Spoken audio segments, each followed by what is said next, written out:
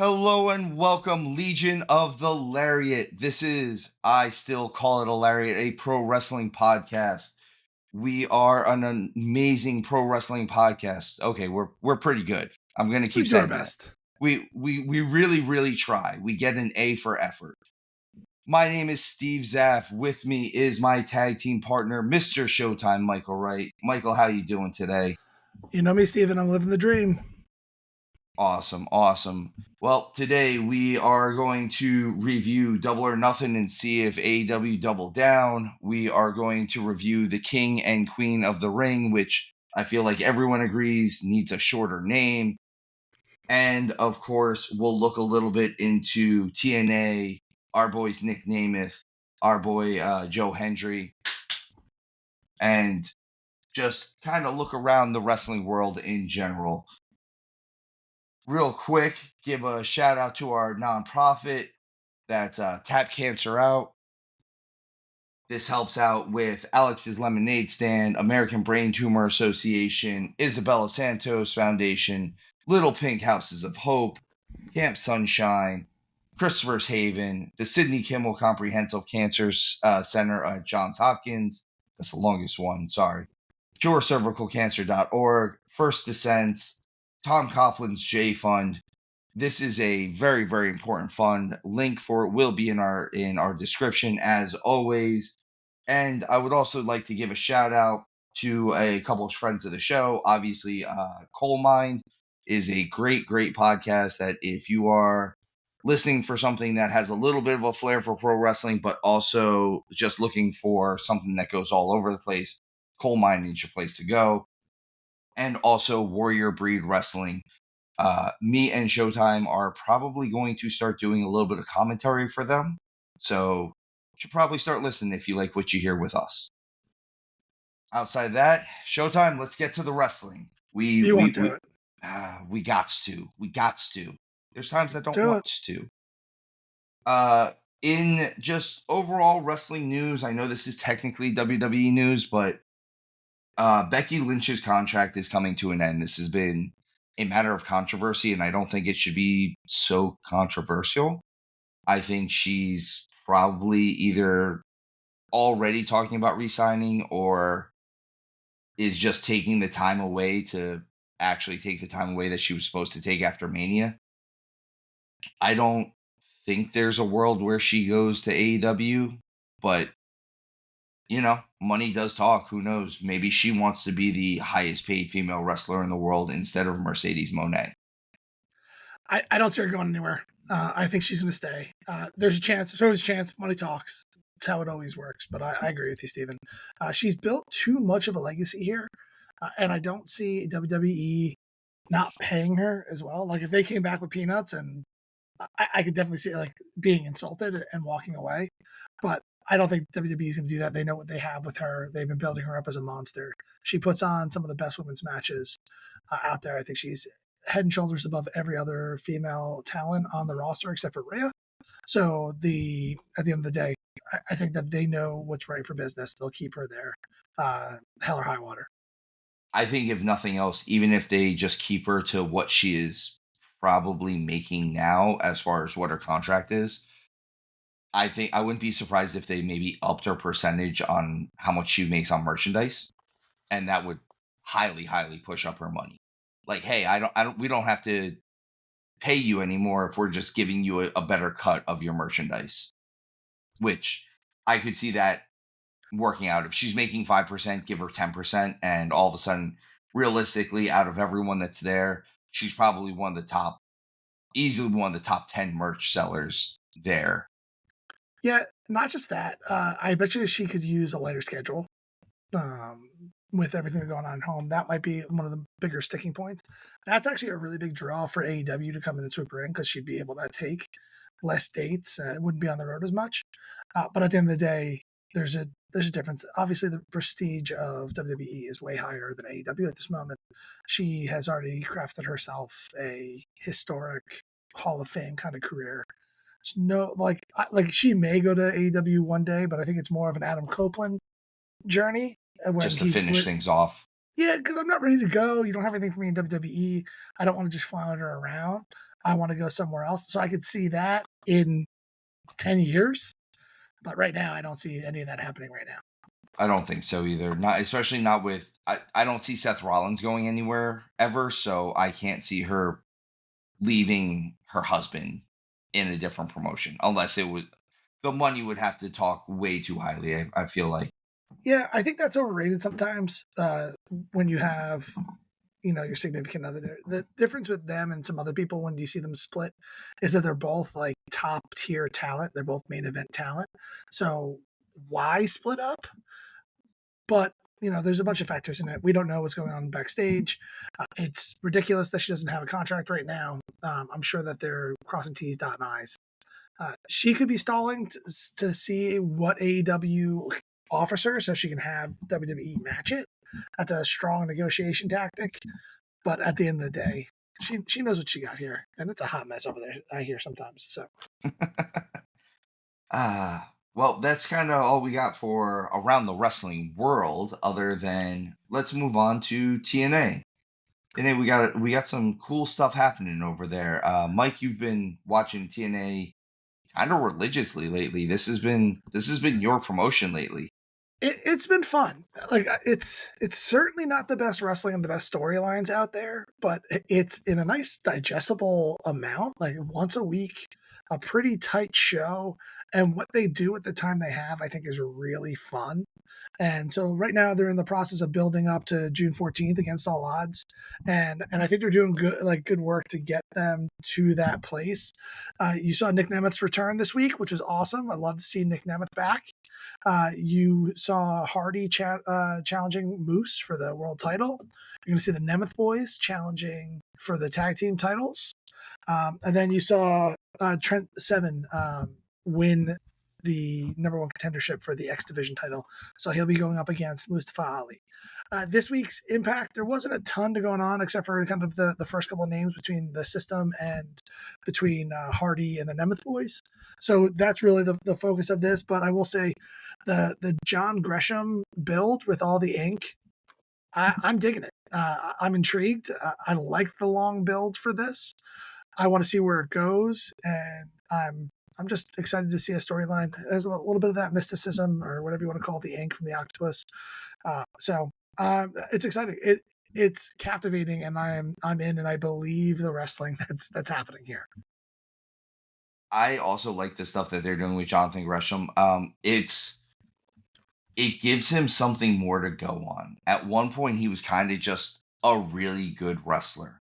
But and I hate to always say it like this, but I'm very I'm very big on the aesthetics of pro wrestling. And unfortunately, Jonathan Gresham he's a broad dude. He's solid and stocky, but he's not the biggest dude in the world. He's kind of like 5'4", 5'5" ish.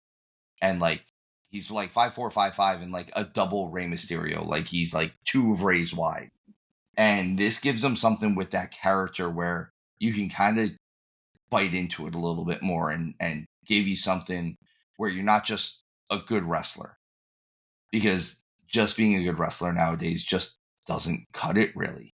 You There's can't just a lot of good be a wrestlers guy. out there, right? Like there's so many of them out there, and we're skewed on this show. I won't lie. Like we like a good story to go along with good wrestling. Like we want both sides of that coin, and this is kind of building towards that. He puts on some pretty solid matches. He's got an intriguing storyline where I'm not like I really have no idea where it's going yet. Like, is he gonna build his own faction of like, what is it, a pod of Of octopi? octopi. I'm not sure.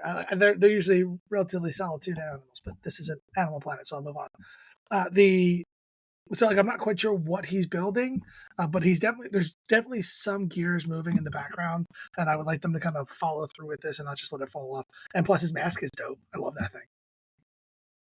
I like the one that he wore like when he first started calling himself the Octopus in Ring of Honor, and he had he had the big mask. I think he still wears that out to the ring, right? Like he still wears the big mask and then he takes Yeah, it like off that big black mask. yeah, He and takes then it off. he has the smaller mask on underneath. And again, this is something really cool. Like could it how you said, is he going to build a faction? Could it be something where like even all the people that he's made to spit up the black ink, like now all of a sudden they follow him, because Mhm. that would be something cool too. Like Like, again, bring it that would be a cool mystical factor that he has. Like everyone that he makes do this is now like one of us, one of yeah, like, us. bring in the Cthulhu lore and really lean into that darkness and that kind of what's the writer's name? I'm completely blanking on.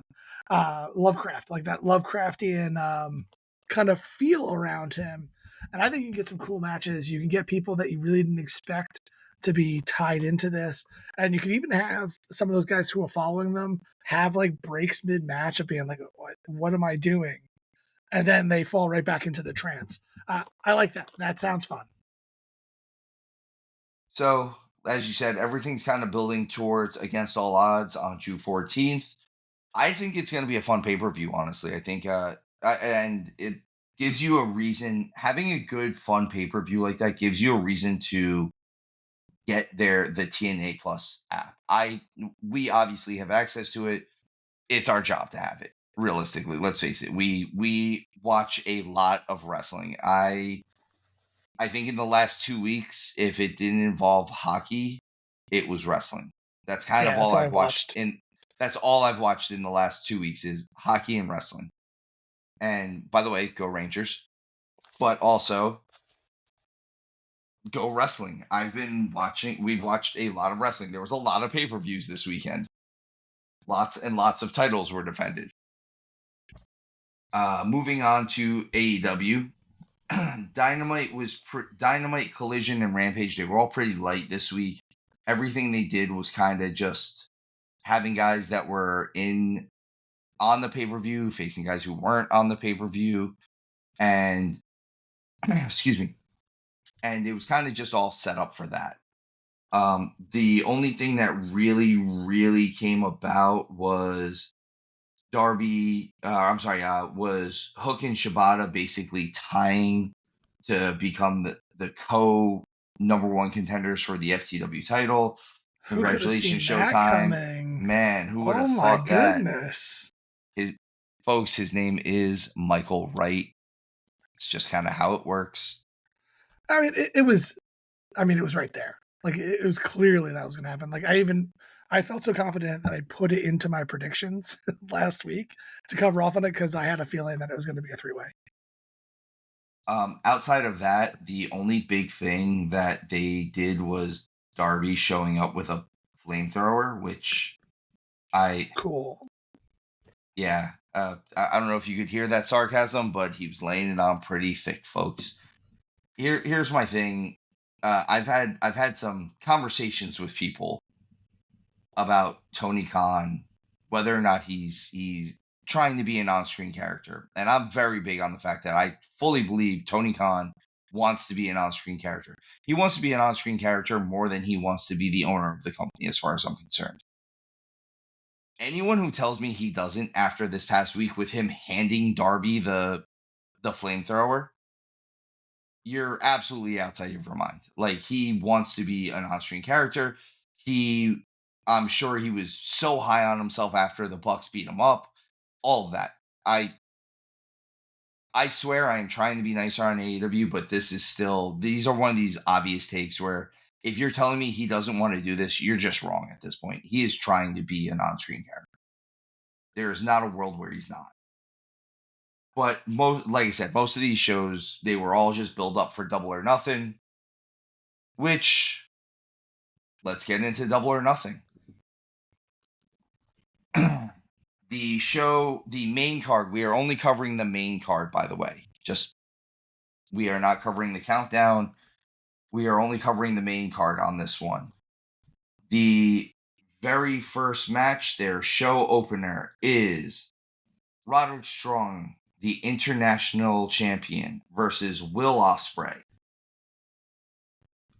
Well, folks, we both got this one right. We both said Will was going to win this. I still kind of stand by my original theory that I think they should have found a way for Will to not get the title. But it was a nice feel-good moment at the end. We've kind of talked about this match a bit where Showtime, you and I have talked about it off air, obviously. now it's kind of airing it into light. I think part of the issue is Will Ospreay has had such bangers of matches for the last couple months that this match, which was good, did not hold up to his last couple pay-per-view matches, his last couple matches just in general. And I think it wasn't a bad match. It was just not as good as him versus Bryan Danielson, him versus Takeshita. And I think that's really where we're at in the world. Also, I agree with them trying to do something different, but those other matches had no shenanigans. And I think them trying to incorporate the shenanigans in this, though they were trying to do something different than what they have been doing, I don't know if it necessarily worked. Yeah, I had such a high expectation for this match. I feel like Will Ospreay has definitely set the bar a little too high for himself. Now, every time I watch this match, if it's not the best match I've ever seen, it's completely disappointing. If you're not first, you're last. So I say that first before I kind of go into this, because I was actually really excited about this match between Strong and Ospreay. I would like to have seen a lot more backbreakers. I would have liked to see Ospreay wearing any other tights than the ones he was wearing, because those were kind of offensive. They didn't fit right, and I don't know. They looked like they were made out of that material. Remember when we were kids, those gel shoes that girls used to wear? Yes. They were made of the same jelly shoes or whatever they were called. They were made out of the same material as his tights, and I couldn't get past it for a minute. Normally don't comment on people's ring attire, but he should have been DQ'd there for that. The parts of this really drove me crazy were like, where was the Callis family? When you have one side that has a ton of people around ringside, you're part of a faction. Don Callis is there, but no one else is there to help Will. It didn't make sense to me, and that like you should have evened the odds somehow. I would like to have seen that. And I think that might have been able to fix what you're saying around the interference, because then that kind of offsets itself, and then we can focus more on the match. I expected a better wrestling match because I know these guys are very, very talented.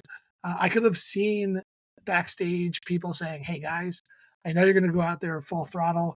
If you could not go too full throttle, that you make the rest of the show look like complete garbage, we'd appreciate that. But we can't stop you from going out there and doing your thing." I could have also seen that being a conversation happening in the background, which is why we got what we got. I hope this is not the last time we get this match. I like these two guys in there. I think they have more in them. I would love to see this be higher on the card and a better match overall at the end of the day. So I know I'm nitpicking. That's on me. And so, but just to kind of throw it out there, I also don't think that Ospreay needed to win the title. I would have liked to have seen him win the match via DQ or some other way of not getting the title. Yes, exactly. I didn't want to see him win the title. I think we could have done it without all that. Also, I don't know. I think if maybe they didn't do the shenanigans, I think this match would have been better if this was just a straight wrestling match between the two of them. And I think the shenanigans were done so poorly. I think that's my main issue with this is I'm looking at this and I'm watching them do stuff, and they're trying to do this stuff, and it's just so blatant and bad. They're literally doing things in front of the referee. Yeah. And the ref isn't doing anything about it, and it's killing me. The first thing that they did with where they the spot with Taven running and diving over the top rope, and when they drop and he misses and it drops Ospreay on his head, already had me at a disadvantage for this match. Like I was already just not. I felt like it already put me in a bad mood for the match. So I'm probably gonna go back and rewatch it and try to be a little nicer on it. But as of right now, the fresh eyes that I watched with it for the first time, it was not the best thing that I've ever seen. It's definitely not the best thing I've seen from Will Ospreay. I'd like to see them get a rematch where maybe the Undisputed Kingdom weren't there. That would be cool. Like, we just get those two going at it, and that would be, I think that would be better. Immediately after the match, we have Adam Cole come back out Wait, hold on a second. for. Before you move on, I have one or two more things I want to say about this match. First, I want to say is I want people to stop doing the fisherman suplex without hooking their hands or having people kick out of it. It's dumb. You're ruining the move. Stop doing it. But the one thing I liked the most about this match was actually Ospreay's storytelling. I'm digging this. Uh, I can't do the move. I can do the move. I don't want to hurt somebody. Oh, I hurt somebody else. Like I'm a unsafe worker in the ring, and I hurt Danielson. Uh, I hurt Strong in this match. Like I like the struggle, the internal struggle he's having. It's the only reason why him being with Don Callis still makes sense. So that aspect of it, I'm really digging. Where I can actually see him going heel and start trying to hurt people, where the fans are still over on him, and he kind of comes to grips with, I'm going to hurt somebody no matter what. I might as well just try to do it to win. And I could see that being a cool storyline that can play out really nicely. So I'm in on that kind of storyline stuff. To go back to something that I did like in this match, I like the fact that he started off and he immediately went for that hidden blade right off the bat to try to win the match. I really like that. Like, it was cool that he went running into it and like Roddy ducked it. So if we're talking about the good things in the match, there were some good things in the match. I don't want to completely bash it. It's just, unfortunately, the bad things kind of stuck out in my mind a little bit. It was a great match. It just wasn't his best. And now I feel like we're hypercritical because we expect perfection out of him. And this wasn't it. But it was a great match. It was very good. It was entertaining. It was one of my favorite matches of the night. And they get the feel-good moment of him winning his first title on American soil. So good for Will Ospreay. Thus, probably making this, I think, officially now the number 2 title in the company, I guess, technically, ish.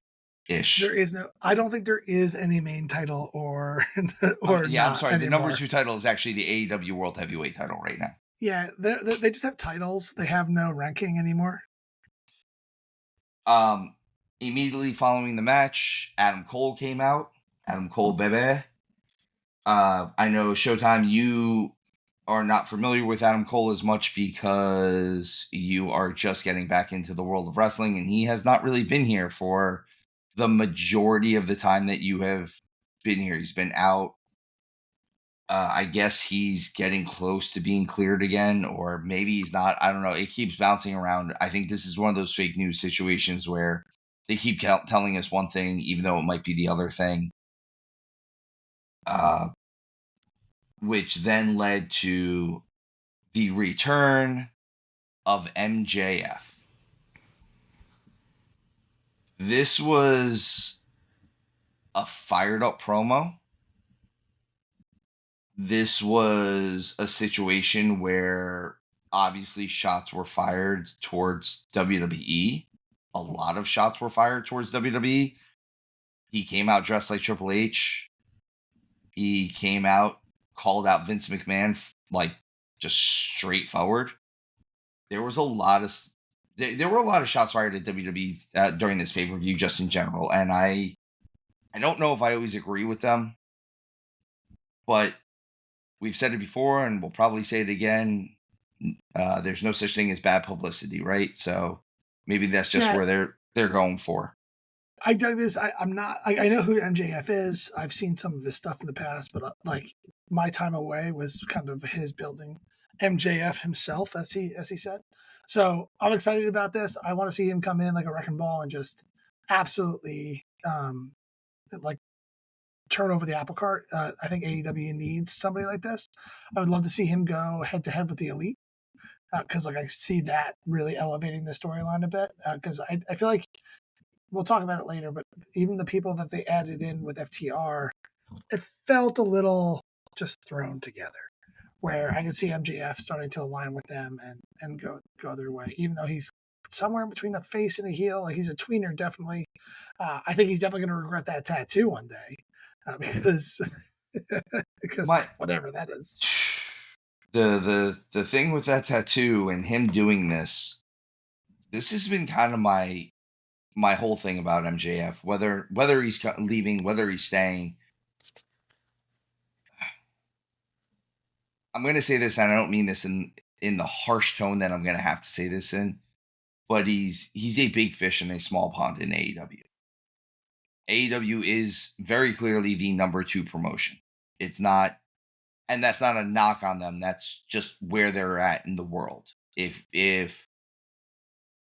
he had the opportunity to go to the WWE, I could see if the situation is such that they were going to make him go to NXT first.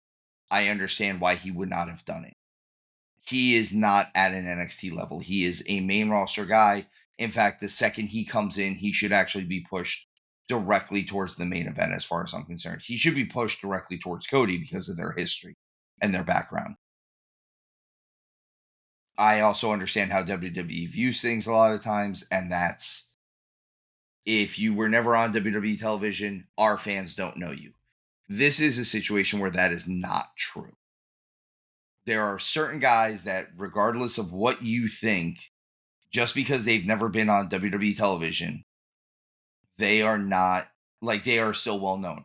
AJ Styles was that guy, and I think they realized what happened when they had him debut at the Rumble, and he got this huge ovation, and everybody was waiting for him.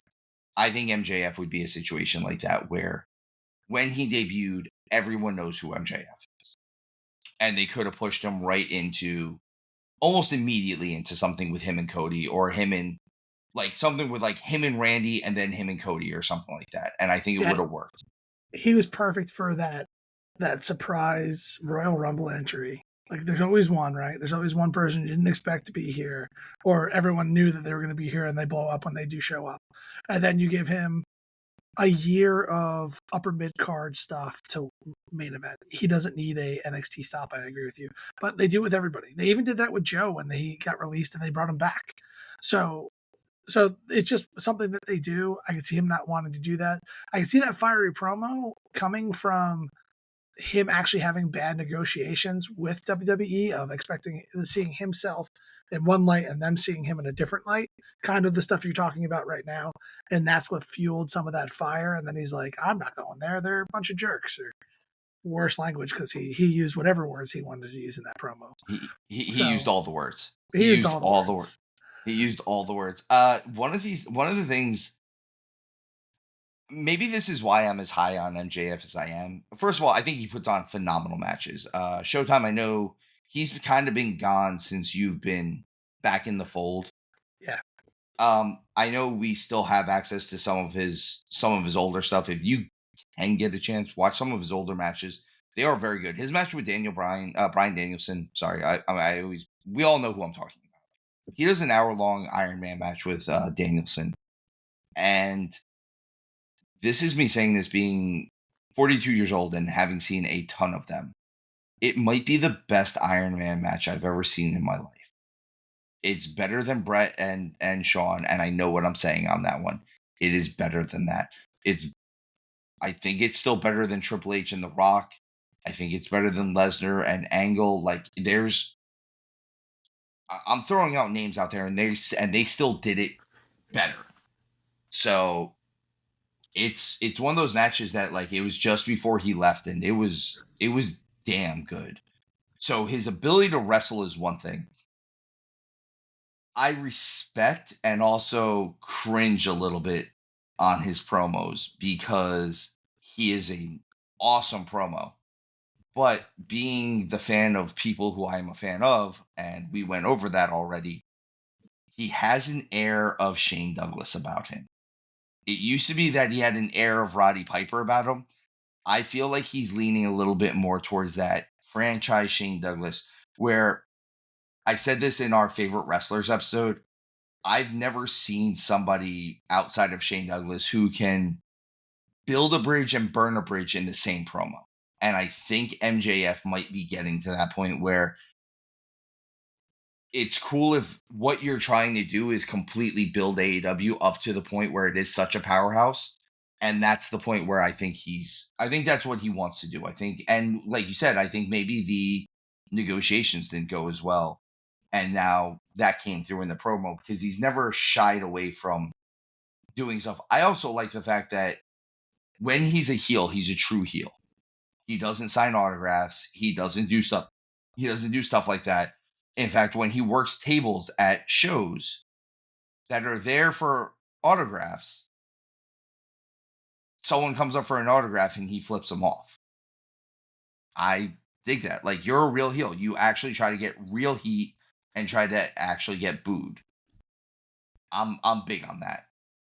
I think this is a big return. I think it opens up their storyline capabilities huge by having arguably their another huge star in there. It gives Will Ospreay someone else to work with. It gives all of these guys someone else to work with to build a storyline.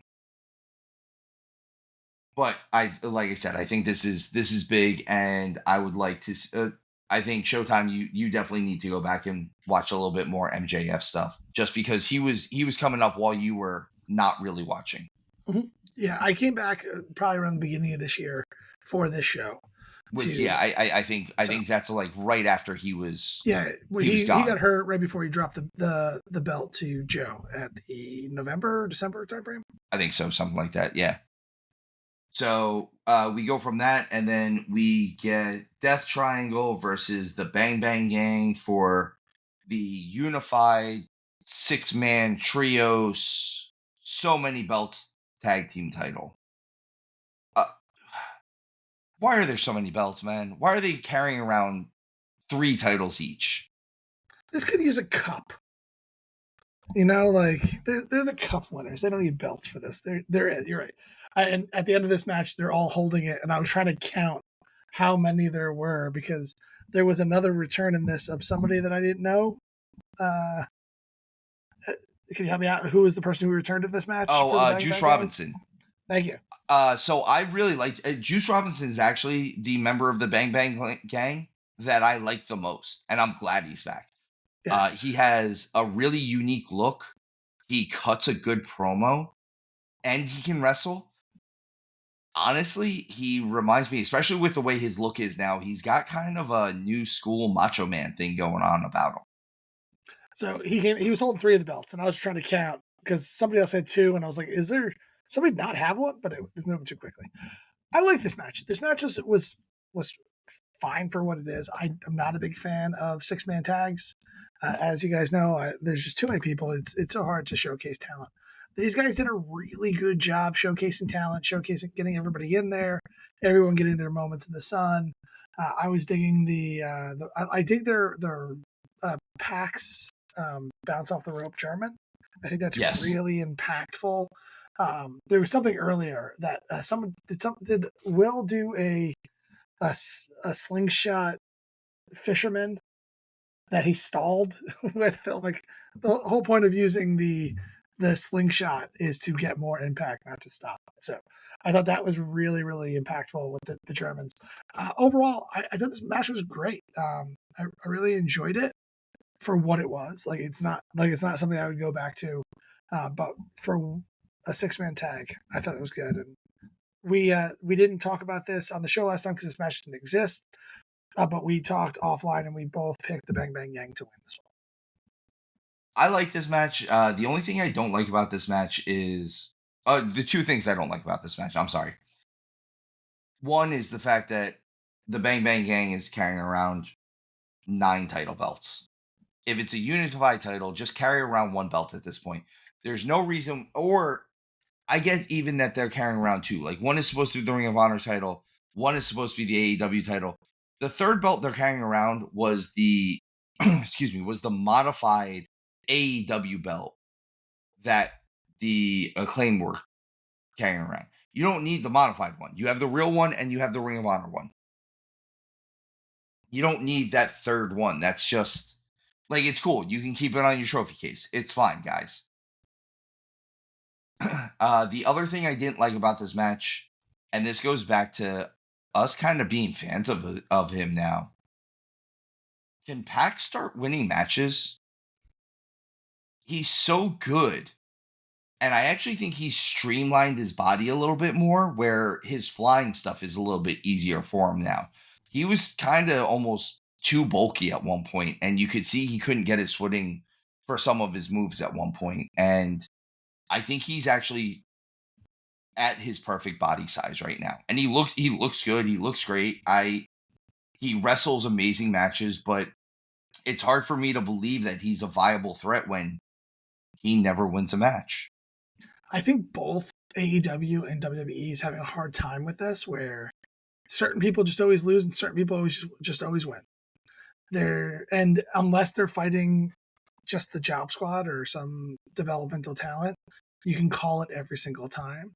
So I think they need to fix that, and I think Pac. I don't know, is it Pac or Pac? Pac, I think. They switch it every couple of minutes. I think he's the perfect example of someone I would like to see a couple wins from. So then when he faces somebody else, I could be uncertain on who wins. And like some good wins too. Like, hey, I beat blah blah blah. Like a name guy. I beat.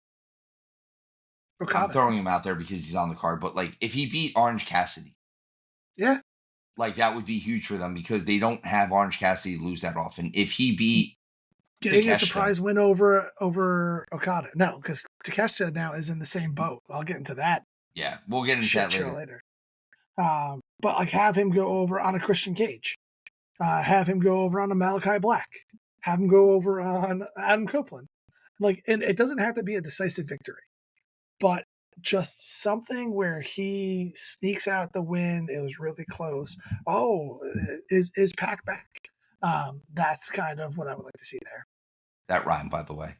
I know. But like you said, this was a fun match. It kind of, it's just not our. Neither one of us are big on 6-man matches. I thought this was. People. To quote Scarps, I felt like this was a match that involved some jamokes. I think they did a pretty good job. I don't think there was a lot I think they did around. A good job. I think there was points where I was just. I don't think this was the match I called it on. I think it was during the 3-way for the FTW title was when I was like, oh, there's some guys just lying around. Yeah, but there was a couple of those spots that seemed like they should be laying around. The next match, I'm going to say it, this was my favorite match on the card. I agree. Toni Storm versus Serena Deeb put on the best wrestling match on the card that night. I will say right now, and I think I said it going into this, the 2 women's matches have the potential to be my favorite wrestling matches. And I was right. Yeah, they were. I think those 2 were the best matches, in my opinion, particularly because this match was a better version of the first match. There was a lot of similarities in the Toni Storm Serena Deeb match to the Will Ospreay Roderick Strong match. And so, like, I think I texted you during this where I was like, AEW, were the best wrestle the same match. Because that's kind of what this felt like. I'm like, oh, there's the off the rope German. Oh, there's the fisherman suplex. There's another Texas. There's another cloverleaf. Like, what are we doing here, guys? Like, can we just talk or like watch the match so you don't completely do the same thing? So I don't think it was exactly the same match, and I liked it better with Toni Storm and Deeb doing it than Will Ospreay and Strong doing it, because I think they could have had a way better match doing slightly different stuff. So, but I like this match a lot. I just wish it would have ended earlier. For me, there was a moment where Deeb was up. She was up big at one moment in time, and Toni just bounces off the ropes, grabs her, and hits the Storm End. It comes out of nowhere. I pop for it. I'm like, there it is. I love this ending. And then she kicked out. And I was like, that's not how I wanted this to go. And then they kind of just overdid the finish. This match is one of those matches, like to say, overstayed its welcome. It had an extra 3 to 5 minutes that it didn't need. And even if you want to do some of that stuff, put it in other than the let's overdo everybody's finishes at the end. So I have 2 points for this match. One is, I know you talked about earlier that you thought Taz had the line of the night, which we'll talk about that later. Yeah, it's later. There was a term, and it's one of those things where I didn't hear Taz use it. It's an actual term apparently, but Excalibur actually says it, and I'm not always the biggest Excalibur fan, so I'll give him his flowers on this one. There's a point where Toni Storm is so clearly knocked out. She's out on her feet. And they explain it by saying she got caught with the heel of the hand. I've been a martial artist my whole life. I've never heard the term heel of the hand. And I actually had to look it up to see if that was a real thing. Yeah, and it is. It's exactly what it sounds like, but I never heard it. And I thought the fact that Taz didn't say it and that Nigel McGuinness didn't say it, and these are like the two legit guys, and then Excalibur said it, I was like, oh, that, you know what? Nice on you, Excalibur. I'll give you that one. At the time, like I said, I had to look it up because I was like, is this even a real term or is he just making stuff up at this point? I disliked that after they said that, they went in a little further and they explained it too much. Because then it turns into they just explained that Toni Storm didn't do something that she was supposed to do, thus explaining that it was fake or that it was planned. Have it be that she's out cold and just leave it at that. Oh my God, she's obviously out on her feet. That's why this happened. Like, you don't have to say too much more. Just, oh my God, she's so clearly out on her feet after that palm strike to the jaw. That's all they had to say. My other thing, again, I really like this match, so I'm kind of nitpicking on certain things on this one now. I know you say it's overstayed its welcome, and I do agree with you. I think it could This have is a perfect been. ending.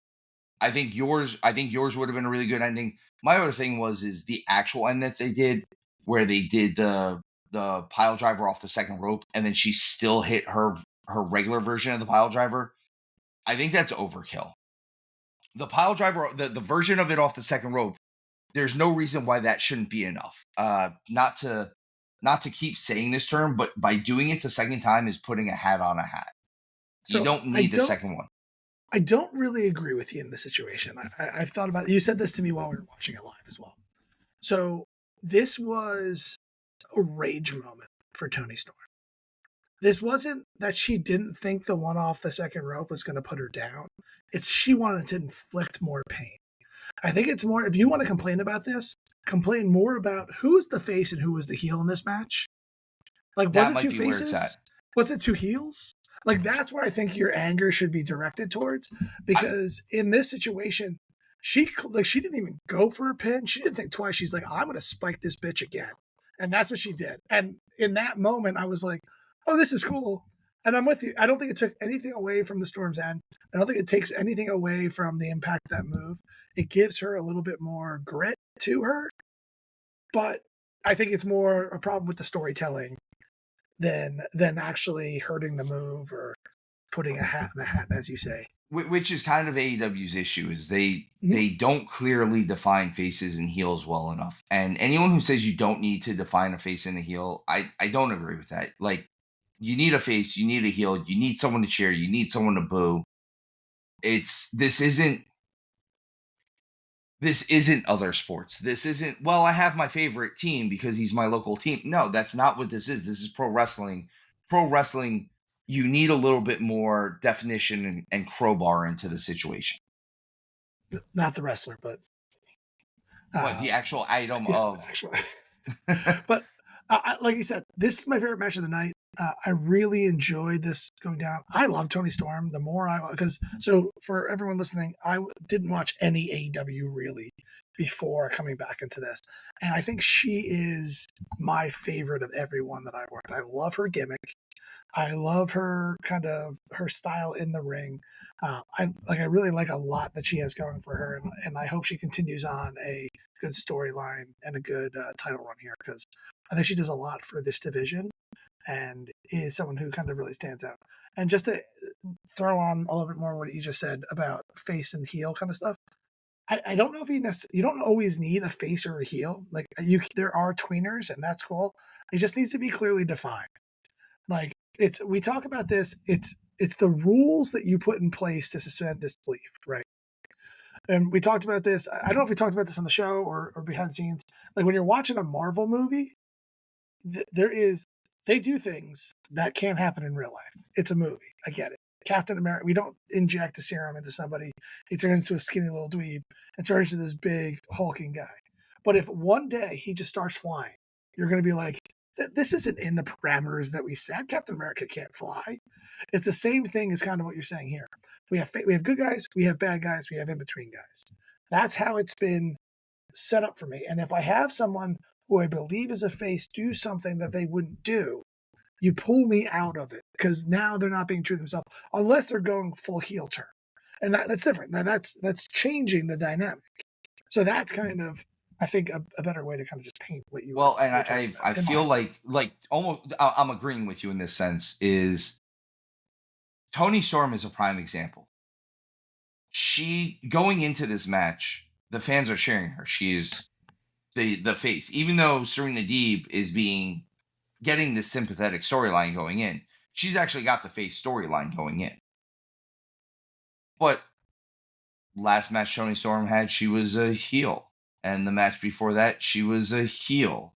And nothing really changed about what she was doing other than the fact that they just wanted to boo Serena Deeb. And it's it's a situation where I also understand heels, if they are good enough, will start getting cheered.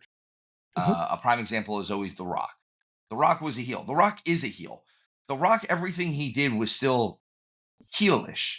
It just so happened that it was so good that it got over the fans.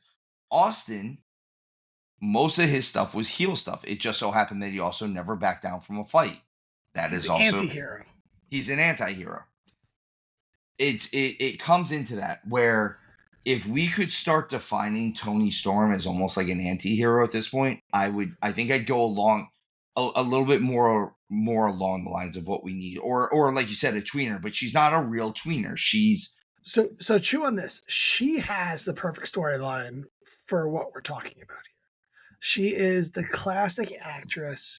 She has that like air of sophistication and that I'm above all of my legions of fans. Please kiss my feet. But in those situations, she has legions of fans that are willing to kiss her feet.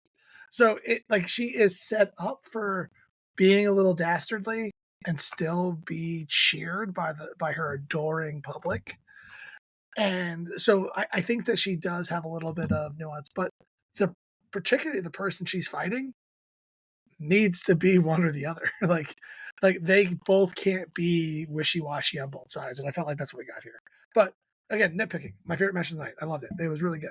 Better than when Roger Strong and Will Ospreay wrestled the same match earlier in the night. I also think that all of this is still just leading into her versus Mariah May. That's a build. With, I think that's going to be a longer build than we're giving it credit to, though. I think I that think this it is may going to be a be longer for a build. while I think longer. I wouldn't be surprised if we get that all the way through to the end of the year, maybe even, or like maybe next at Wembley, least not this one, but the next one. or at least when she does turn on her, it's going to be at Wembley, and we might not see anything from it until well after Wembley. Like it might be, hey, she cost her the belt at Wembley because that's when Mariah May is turning on her. And then she's gone for a little bit because injured, whether shoot or work or whatever it is. And we don't see it pick back up. If Wembley's in August, we don't see it pick back up until October. I think you're going jealousy angle here. I think that's how they break up. Is Tony Storm starts getting jealous because Mariah May is giving somebody else attention, even though Mariah May isn't meaning to. And it may be that Mariah May just has enough and turns on Tony, but I think that's going to be the tension. That's going to be the catalyst for the two of them breaking up. I could see that. I could definitely see that. Okay, well, moving on. Next match was Trent Beretta versus Orange Cassidy. This Uh-oh, was Steve. this was one. Uh-oh. I know. I discounted how much Tony Khan loves Orange Cassidy. I Just did not saying. discount. I did not discount this. This was. I made the choice on realistically who should have won this match. Uh-oh, you're falling behind. Shut up. Just shut up, you jerk. The match was good. There wasn't anything I disliked about this match other than just Orange Cassidy. Do you know what I would have liked to have seen? The match they built. Because they had this kind of match already. And they had the brawling. And they build this up as now we're going to have a wrestling match to see who the real wrestler of the two of us are, who the better of the wrestlers are in this scenario. And then they brawled. Like, I wanted to see the wrestling match. That's what you promised me, a wrestling match, and gave me what you've given me in the past. Like, that's not what I came for. So that's my big gripe, and I don't know if I can get past that. I dig the storyline within it. I liked Orange Cassidy being Orange Cassidy, even though you hate that about him. Is like all of him, like just pointing at all of him. But like, hold on, I like the fact that he was not letting Trent change who Orange Cassidy was, and him standing by those laurels, putting his hands in the pocket, even though I don't like that spot. But in this moment, it was more impactful. But it was him standing his ground this time, not necessarily doing it because he didn't care. He was doing it because he wasn't going to change who he was. I dug all that stuff. So good. You can say your thing. I'm going to give Orange Cassidy some flowers on this one. It's weird, I know. He deserves it. I like that he tried to tell a story right off the bat, and that was coming out with the darker gear on, the black shirt, the fully black glasses. I actually like all of that. So I'm going to give him that much credit on that one. The match itself, again, though not being what they were trying to bill it as, which I do agree with you, I'd rather have gotten a wrestling match. I would have loved to see if they, I don't know, locked up to start off with. I know it's a weird concept in a wrestling match to lock up and use a wrestling hold. I wouldn't have minded the punches not working and then going into a tie-up. But they just didn't do any wrestling until like the last move. There's things that happened, and it definitely happened in this match. I think it happened in another match too, but this was the first match that I saw it happen in, so that's why I'm going to bring it up for this match. It happens. This is a very indie-rific thing to do, and I saw it. It's while they're exchanging the punches, or they do the double leg to the mount with the punches. Instead of hitting the guy in just a safe place that's by the head, like actually by the head, they throw the punches and they hit him in the shoulder. Stop doing that, guys. I'm giving you free advice. I'm giving you free advice. Hit in that safe spot by the neck. Hit close to where the mouth is. Do something. Stop punching the guy in the damn shoulder. It doesn't look real. And there's no reason why that should work. And realistically, if it was me, I'd stop covering up and I'd probably punch you back I might clock you for real at one point.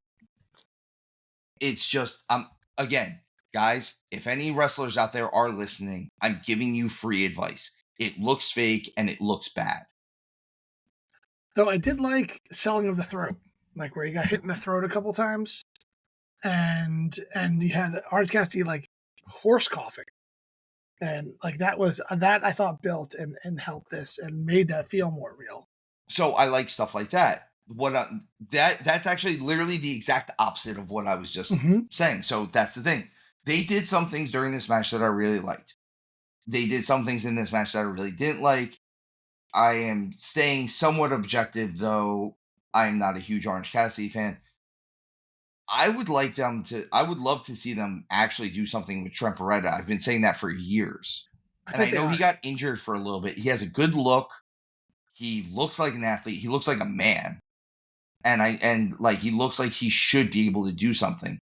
You could also make the argument that he looks like a less tattooed bargain basement CM Punk, but there's that too. I never would have said that. I don't get that vibe from him at all. So someone I was watching the show with goes, "Is that CM Punk?" That's the only reason why I'm throwing it out there. I'm like, no, that's Trent Beretta. He has a different body type too. I actually really like Trent Beretta. I like him. I like the fact that he's solo. I was never a huge fan of Chuck Taylor. And again, I'm not trying to bash Chuck or Orange Cassidy in this. I'm just trying to build up the fact that I really like Trent Beretta. and I'd like to see them do something. I think he's a good guy where, depending on if you get that TNT title off of Copeland and you made it more of a TV title, I think Trent Beretta would be a cool guy to throw that belt on. I agree with where that. you where you made it, if you make it a real TV title, basically, I could see him doing that. I like the end of this match. I like the roll up, or like the reversal into the pin, and winning via a wrestling move. Like that was cool. I wish the rest of it had wrestling moves. Weird. So I like that. It seems a little weird in this match because this one has so much animosity and so much heat building towards it. For it to end that way feels a little off, but I still like them doing that, and I liked Trent's temper tantrum afterwards, where he was almost in disbelief, like he couldn't believe it ended that way. He wasn't going to do this right now. So I'm curious what this leads to. I think this might lead to something I think you called around him aligning himself with Don Callis, and it's not going to be Orange Cassidy. It's going to be Trent Beretta. I didn't believe that was going to happen here, but now I think it might happen. I think it might happen, and I think it might happen because, like you said, where Orange Cassidy isn't going to change his morals and his stance, I think that's going to be the thing. Is Trent Beretta will be there to be like, well, I'll do whatever you tell me to do, and goes out there and like rebash. I don't think this is the end of this feud, although I kind of like this to be the end of this feud, at least for a while. But who knows? We'll see where this leads in. I don't know where this story takes us from here on out. The next match I'm excited to learn that answer. Like this, I actually am. I'd like. Honestly, I'm actually getting a little into some of the Don Callis stuff. It's a little. It's becoming a bit more interesting, and I'm not always a huge fan of his stuff. So the fact that it's getting me interested is making me a little bit happy about it. Immediate next match, the FTW. You can call it what you want, Mike. Say it. For the world. It's for everybody. It's for you, Steven. It's for me. It's for the world. This doesn't say for the Hook title. No, it certainly doesn't. It doesn't say his name. It does say Jericho's name. It's so nice of Jericho to give the fans the recognition that they deserve. He is, man, just really turned it around. Like I love the appreciation he's given all of us. I need to stop recording with heels. This match was kind of exactly what I thought it was going to be. Was it exactly what you thought it was going to be, Steven? I mean, aside from me thinking Hook was going to win.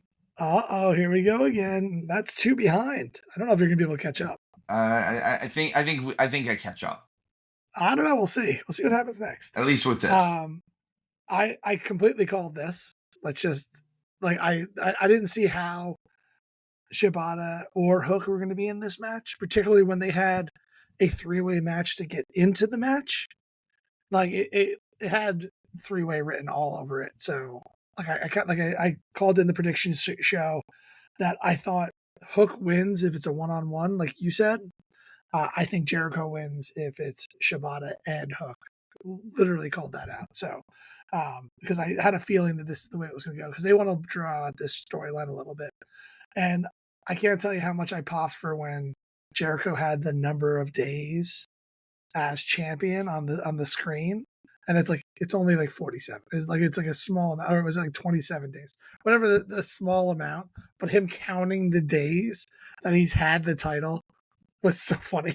It was so good. I'm becoming such a huge fan of Shibata, though. I'm popping for him using Siri to talk. I love that. That's so good. I love it. And it's so interesting. And it's, again, this is a situation where you have a comedy gimmick, because it's kind of a comedy gimmick. But then he gets in the ring and he can wrestle. This is, again, but he's serious. He's serious with the stuff he's saying. It's just funny that he has the translator doing it.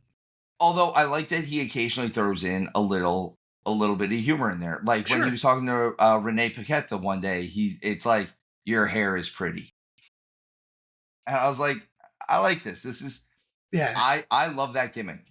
Jericho goes over on this one. I was wrong. You were right. I'll say it now. Um, there was a lot going on in this match. Just a lot. I kind of liked. I liked them breaking out the dice. I I sort of like the like. black bag of doom. I Hockey kind of. pucks, dice, whatever they want to put I out. don't know if I necessarily like them throwing the dice at Jericho. That was I continued storyline. Like he threw so pucks at so Shibata. I understand it. My thing with it is the hockey puck is a little easier to control when you throw it. This goes into the me business side of this. A die when it bounces off is kind of hard to control where it's going, and this goes back to even Revolution where when Darby went through the glass and the fans were complaining because someone got hit by the glass. You're taking the chance that the fans are going to get hit with that dice, and that's more where I'm going with it. I'm not actually saying I don't like the spot. I'm just saying my OCD in this would have come into play where I would have been like, I don't know, we don't know where that dice is going to go. And once it bounces off of Jericho's big head, who knows where that thing's going? You're not wrong. I'm not saying you're right, but you're not wrong. Again, I'm saying I don't dislike the spot in the context of if there was nothing else that could happen. The problem is the businessman side of me is looking at it as that could happen. And I know she didn't disagree with me when I said Jericho's big head. Yeah, I mean, He's got a big dome. he does. I don't That's even fine. mean ego wise. He has a larger than normal size head. I didn't like it when Bill almost got impaled by the table. Do you see how close that was? Yes. That like the legs came through the table, and he was here. He lands here. That dude is in bad shape. I'd like them to do a little bit more, not just be Jericho's Redwood in this case. I get that that's where they're at, but he kind of just came off a tag team title run. I'd like to see them do something where he starts challenging for a title. I don't know if I want him to turn on Jericho necessarily, but like I want him to do something where he's going after someone's belt at this point, or at least in a significant feud that gives me he can go from that feud to a title feud. Yeah, He's I mean, he you could see him going up against Shibata coming up, and like they kind of set I that could up. see Him that. versus Hook. I could see him and Shibata going at it for a little while, and the Mhm. winner of that or however they do it goes after Copeland. I could definitely see that. Or goes after Osprey realistically. I think we'd get good matches for that. Mhm. Um so Jericho again takes this. If I was willing to change my mind, I would have gone with you, but you were correct. Jericho wins in a three-way match. The next match, this is where we were we were wrong going into the match. This was not an IWGP World Title match. This was a title eliminator. You changed your mind on this one because it was Yeah, a title so eliminator. folks, I called Steve and I told him I changed my pick. I'm a man of my word. I wasn't wrong about this. AEW was wrong about this. So I'm not taking any of that heat because it makes absolutely no sense what they did in this match. No sense whatsoever. But Don't make an eliminator if he's going to lose it. Like these eliminators never work at this point in time. Give me number one contendership matches. They'll be better because at least somebody will win that and get a shot at the title. I get how you don't want Mox to get beat, but they did everything that they should have to be able to beat him. They completely took his arm out. And so instead of Takeshita beating a one-armed Mox, Mox beat him with one arm tied around his back. And it completely buried him.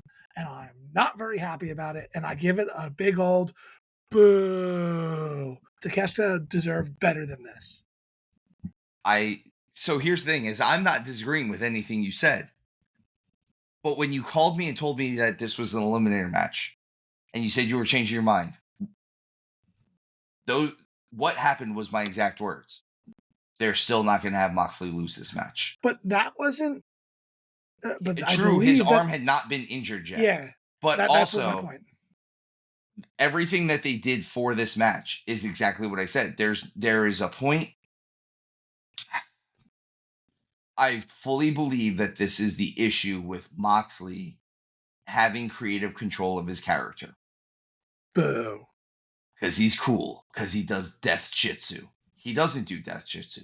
He doesn't really do jujitsu that well.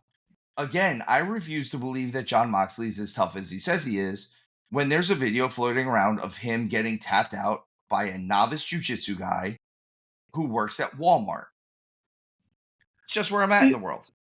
That stuff doesn't bother me that much. I just really don't like the way that they buried Takeshita here. So Takeshita, I know I'm butchering his name. I have a hard time with that one. I'm sorry, but he goes toe to toe with Will Ospreay two shows ago, 2 pay-per-views ago, and takes him to the limit. Someone who seems unstoppable right now, and then gets beat by one-armed Moxley. Like, you set it up. Will Ospreay, a healthy Will Ospreay. Say, like, point that out. Not an injured Will Ospreay. This was a healthy Ospreay. And then I don't know if you got this, Steven, but he didn't wrestle his normal match. All he did was work the arm. So that whole time he's working the arm. Fine, because he's going to win this match. And you're going to give me a reason to want to watch part 2. Nothing about this match as an eliminator match had got me to be like, I can't wait to see them fight again. And it's like, even like halfway through this match, I'm like, I kind of hope I'm wrong, because I'm not interested in seeing this at Forbidden Door.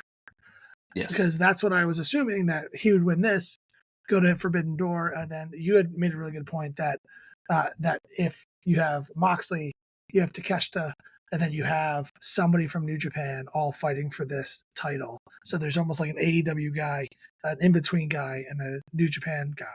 And that would have been a really exciting match for me. And this just didn't do it. And then Takeshita listening to Don Callis and getting weapons for no reason at all doesn't help him win it. Like, if he can get disqualified in this match. So he goes and almost gets disqualified, loses because of it. Makes Don Callis look bad too. I don't know. I just didn't like anything about this. All this match did was bury Takeshita. And I like Takeshita. Yeah, like, I want him to do great things. My thing with Takeshita is he has a look. He can wrestle. He's 6'4", they said. What, 240? He has all the things that you need, including having Don Callis as your mouthpiece when maybe English isn't your strongest thing. He does everything, like, everything is right about him, except for coming into this match and losing, because now you just got beat by a one-armed man. AEW, stop burying Takeshita. Stop it. Don't make me rub your nose in it. I don't think they're going to stop burying Takeshita. I don't think so either. But this is the start of my comeback for the picks, by the way. Yeah. Well, you got lucky. I switched my pick. I didn't even have to admit it. I could have called you a liar, but I have integrity, unlike some people around here. Who else is here that doesn't have integrity? You know what I mean. He's not even here right now. You can't make fun of him. We enjoy the tier in person. I wasn't even talking about him. All right. The next match is the TNT title barbed wire steel cage. Lots of blood match.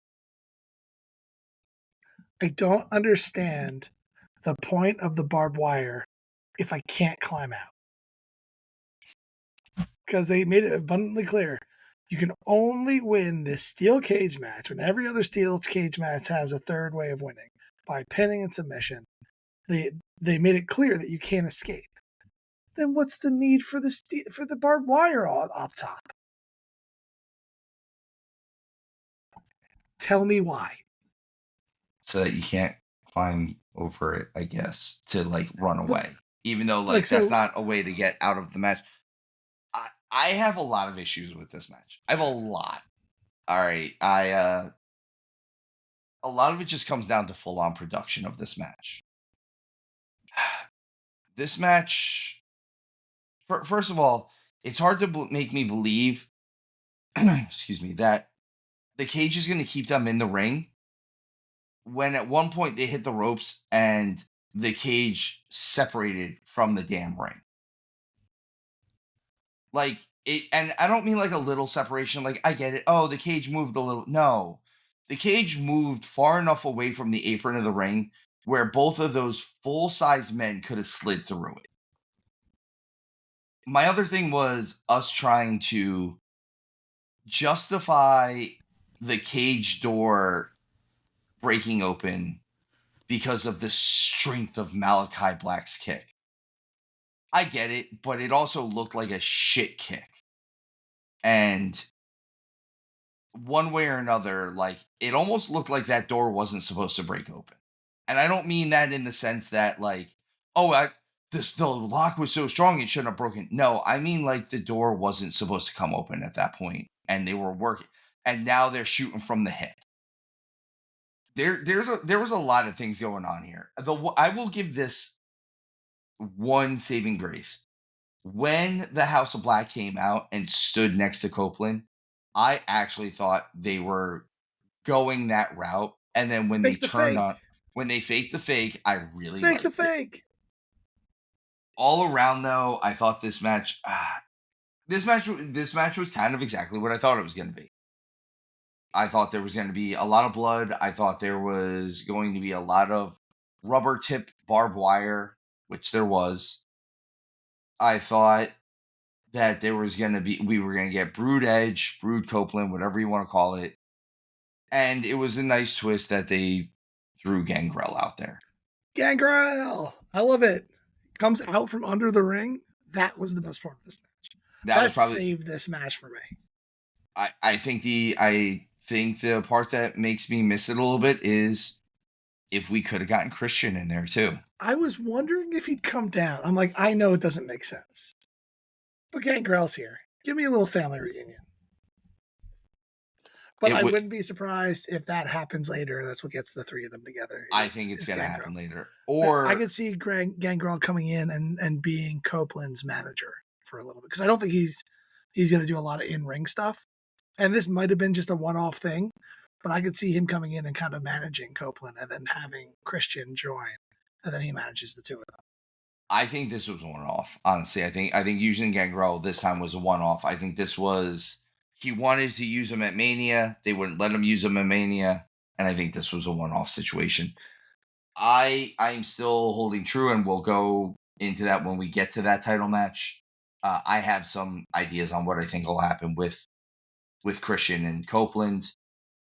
And it's hard for me not to call him Edge. We know who he is. But Copeland goes over on this match. Boom. I was right. This is where we evened out. You're lucky I changed my thing, or we never would have evened out. But yes, I had Malachi Black because I think it made more sense. Again, I wasn't wrong. They were. I'm always right. It just like for me, like I like the storyline of Malachi going over here because it gives the House of Black a little bit of intrigue, a little bit of push, because now Copeland has just beaten every member of the House of Black, and now they're worthless to me. I have no need for them because they can't take down Copeland. So like they'll go and feud with somebody else, I guess, or maybe they'll all join him because he did say that they had to do that, but then they didn't. So I don't know. Like it either demotes them to being Copeland's underlings, or they're gonna go and feud. I don't know with the Bang Bang Gang. I guess like throw them down. I guess maybe who knows. That's why Malachi winning was better. I think Malachi winning would have been better, but I kind of just thought they weren't taking it off Copeland.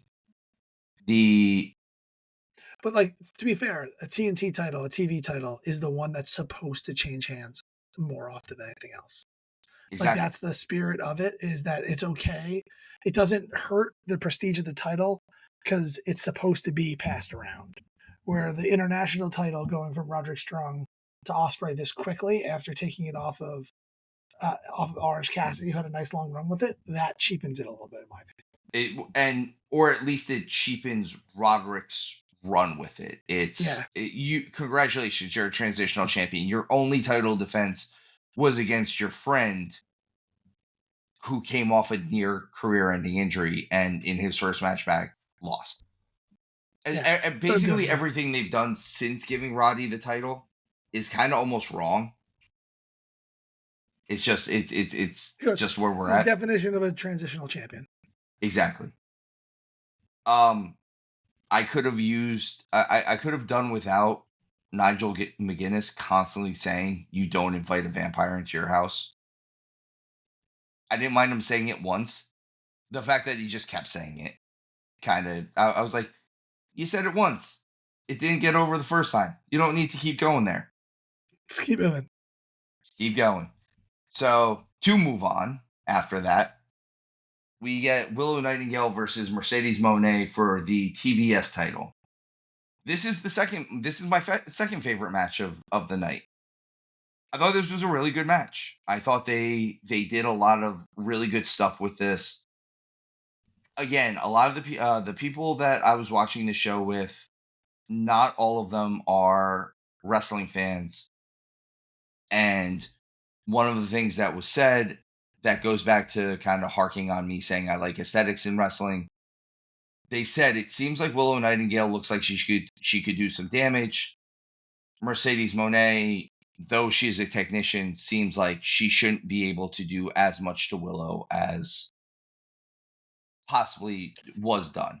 Which I I don't think know. that I was thought you actually the saw that in the story. match. Which I think that was actually almost the storyline that they kind of went with, where Willow was the bulldozer and Mercedes was so clearly coming off of an injury. And I was like, oh, that's like you've never seen these two before, and you're saying that. That's awesome.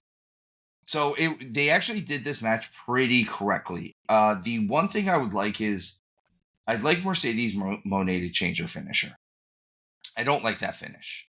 And I don't just mean because it didn't look good on Willow. Every time I've seen it, it doesn't look good. It's supposed to be a gory special, and she swings him over and then hits a DDT. And every time she does it, her arm just doesn't get around the right way. It's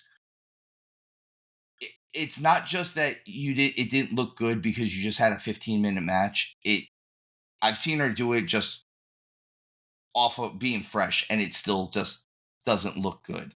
So I don't know if no one knows how to take it the right way, or it's one of those moves that it's not really a move she should be doing necessarily.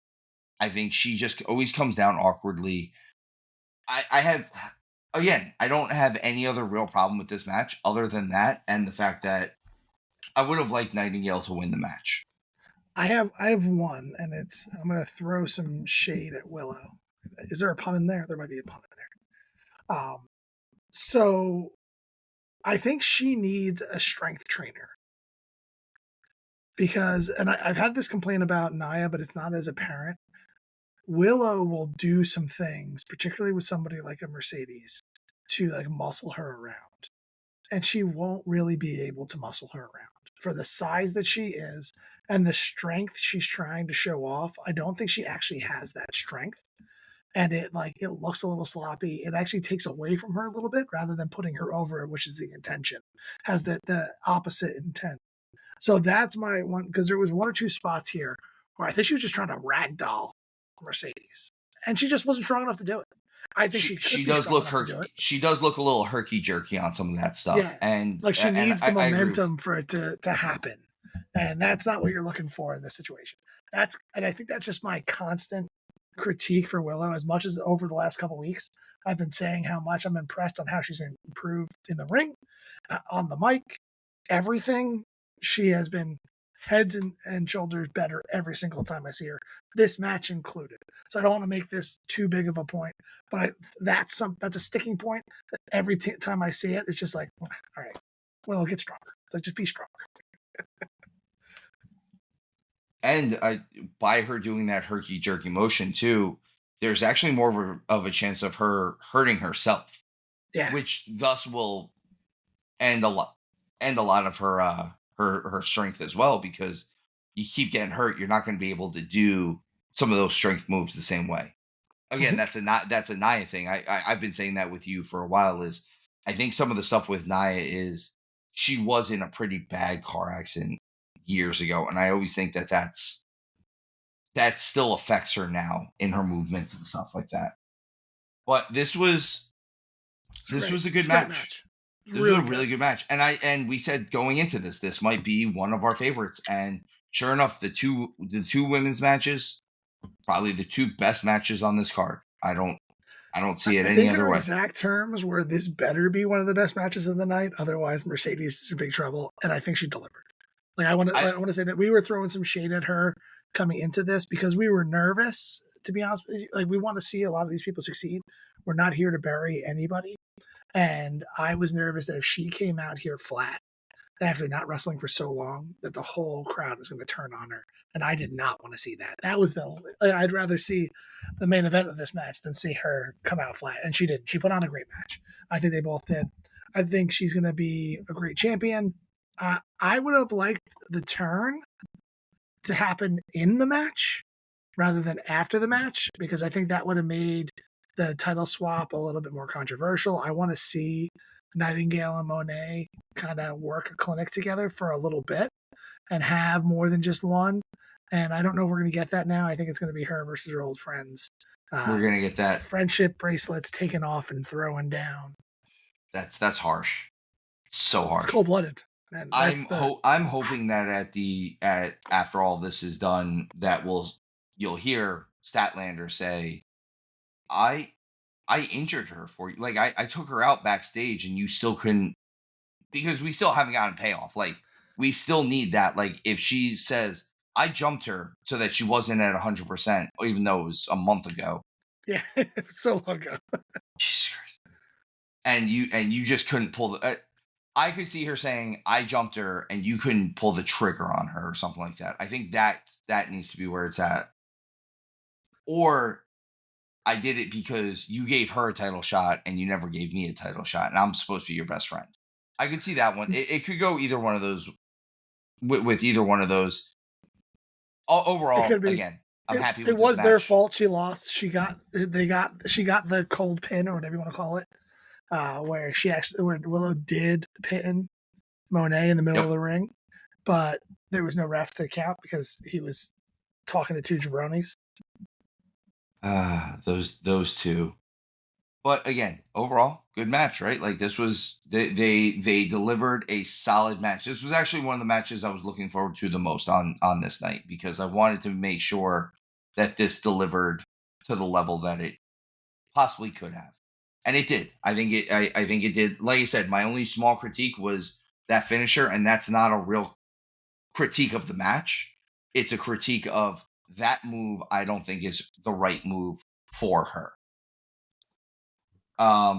That moves directly into the AEW World Heavyweight Title.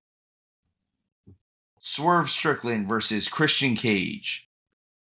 I liked the entrance was Swerve. I like the Warriors entrance. That was cool. That was cool. I'm always a fan of the na-na dance. We know that. We were both correct that Swerve was going to take this one. I thought this was a good match.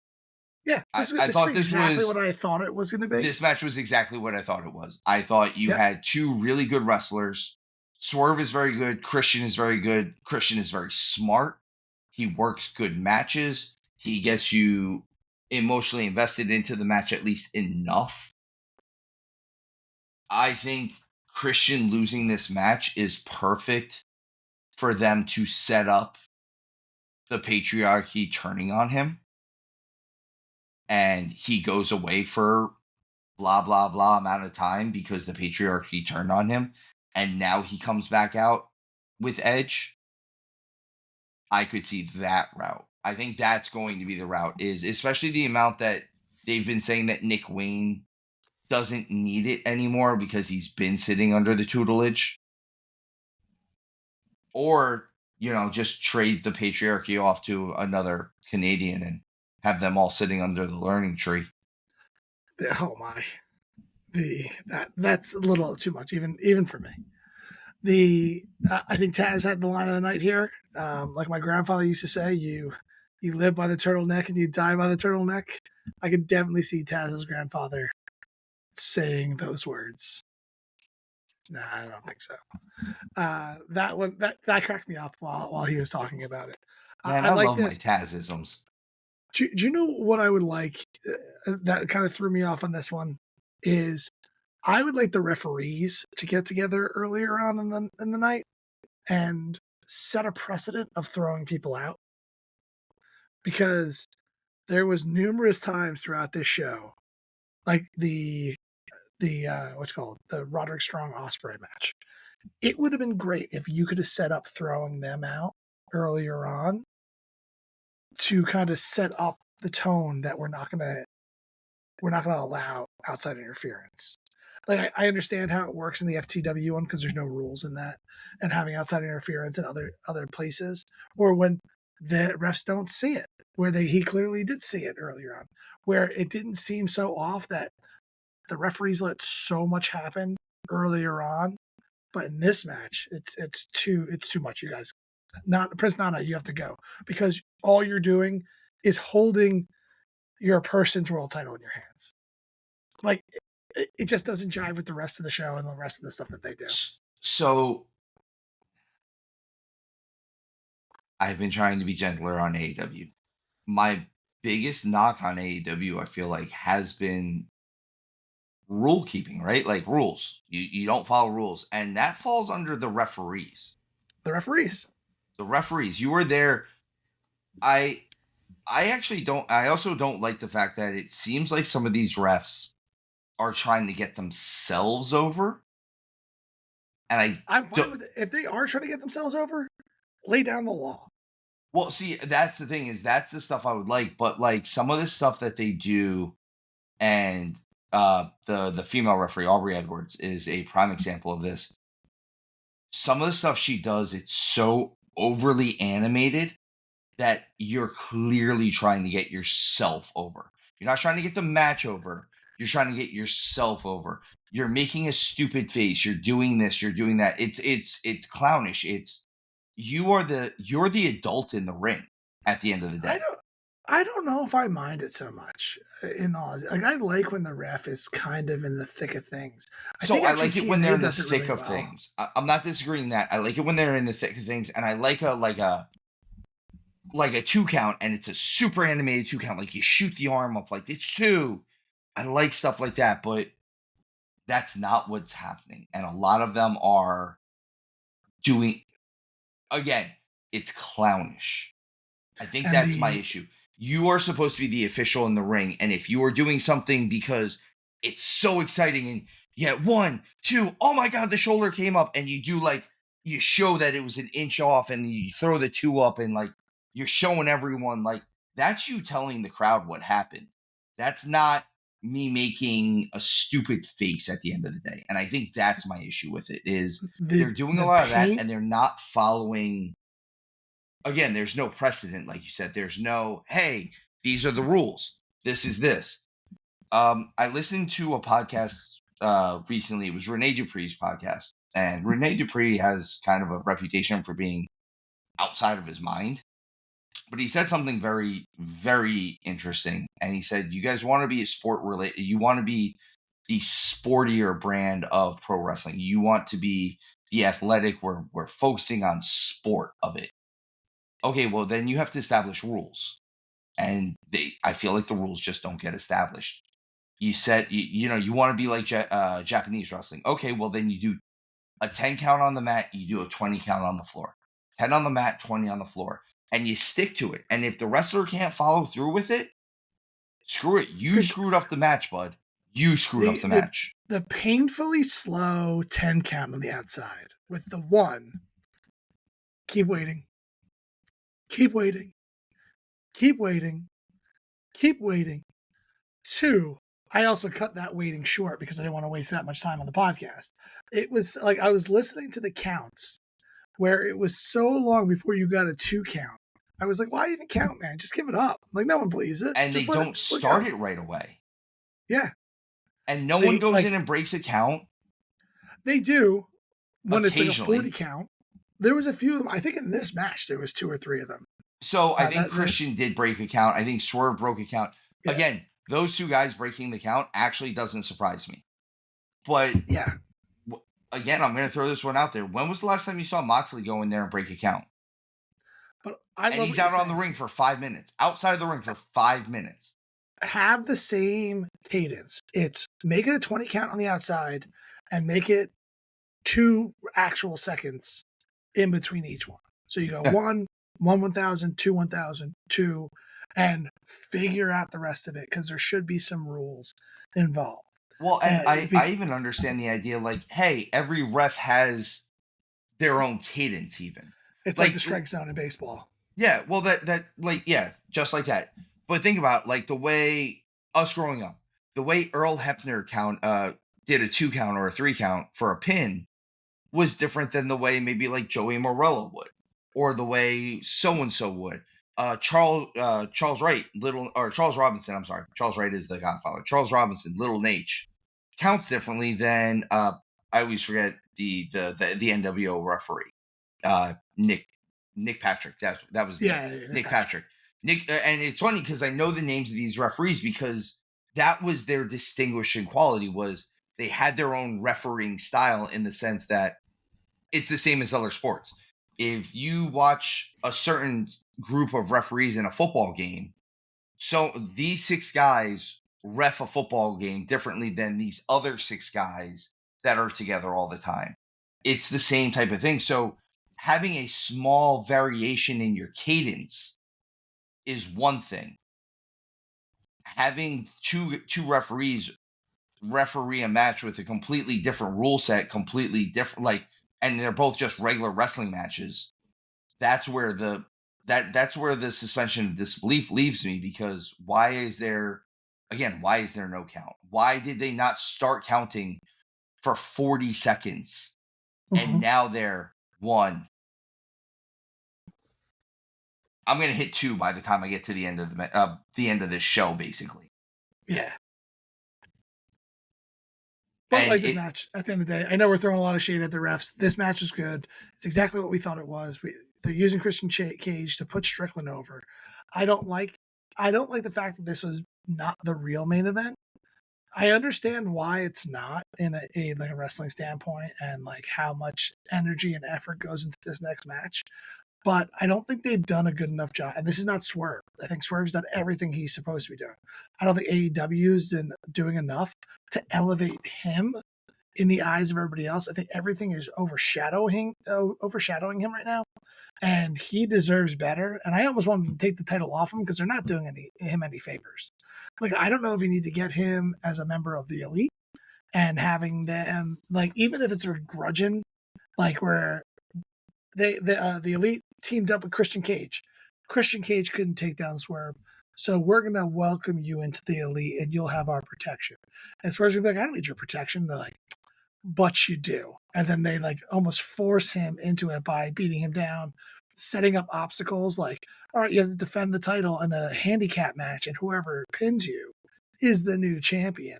And start putting up these giant walls around him where if he doesn't step in line, he's going to lose that title to a point where maybe they even say, we're going to strip you the title because you've made these infractions over the last couple of weeks. And, you know, this is clause to strip you of our title. This is not at a behavior behooving to a champion. And like that could get the elite over really well, bring him in there, giving him that tension point to then have a blow off somewhere with Okada or with Jack Perry or whoever we end up getting with. And then at least you put him in the most heated storyline of it and you elevate him with everything else. Because I really don't think they're doing Swerve any justice right now. I don't think they're doing the AEW World Title just in general any justice. Well, that's what I mean. Even kind of leading into Swerve versus Joe, I Yeah. felt a lot of that cooled off. I called him the third wheel when it was Hangman, Swerve, and Joe. Like even then, like Joe felt like the third wheel. He just happened to be the champion. Exactly. And like now that Swerve is the champion, like it almost feels like, hey, we had to do this because this was what we should do. And also, like, we wanted to get history out of the way by having the first black heavyweight champion of the company. Check. But at the same time, like, since he's come out, he didn't have to have like some of these matches that he had. He didn't need to have a banger of a match with Fletcher. He could have had a 7-minute match that was good, that showed some of the things that Fletcher could have done. But you're the world champion, man. You need to Put him beat over. people. Put him over. Put He's him over. supposed to Like, be the most hey, fearsome person in the place. Fletcher catches you with some surprise stuff that you didn't expect because he's a young kid.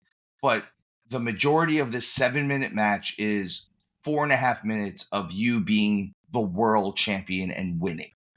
So a lot of people had a problem with the way they were building the Danielson match versus Ospreay when they're like, this is the battle for the best wrestler, right? And because I heard a lot of people say, your best wrestler is your world champion. I said it. Now, yeah, which I disagree with, because I don't think at the time Joe was the champion. Joe's not the best wrestler. What he is, he's a dude that can go into a fight and kick anybody's ass, but he's not necessarily a wrestler. He's more of a brawler. He's a big hitter. Now, you can take the most skilled technician and put him up against Joe, and getting punched in the face twice or headbutted twice or muscle busted once, and you can crumble. And like, I believe that, but that doesn't make him the best wrestler. So But it makes him world champion worthy.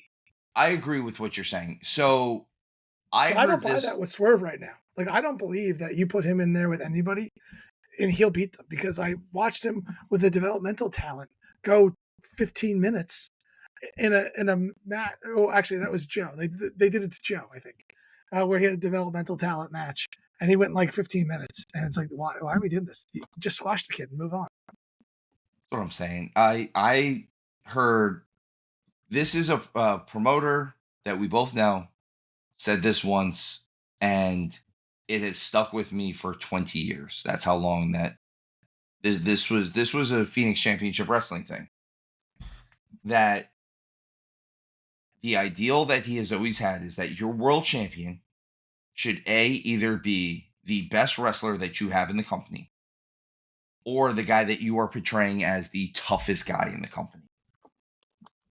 That's kind of what you just said, though, about Joe. Yep. Joe might not be necessarily, though he's been the Samoan submission machine and stuff like that. Sure. And he has technical skill. I'm not taking that away from Joe, but not at all. But if you put him in a room with 10 guys, there's a good chance that Joe is the toughest guy in that room. Agreed. A very good chance. But he may not be the best wrestler in that room. He might not be the best wrestler. Brian Danielson might be the best wrestler in that room, you know. But like you said, if he hits you with 2 headbutts to the bridge of the nose, you might not get up for a 3 count. Yeah. Like, so, I believe that.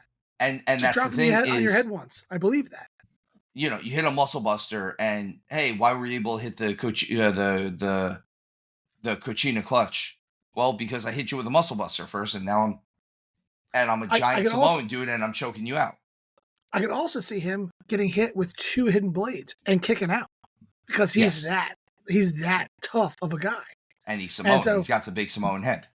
This rant is just to say that I don't think they're doing that for Strickland right now, to build him up to somebody who is either the best wrestler, toughest guy, even the most important person in your company.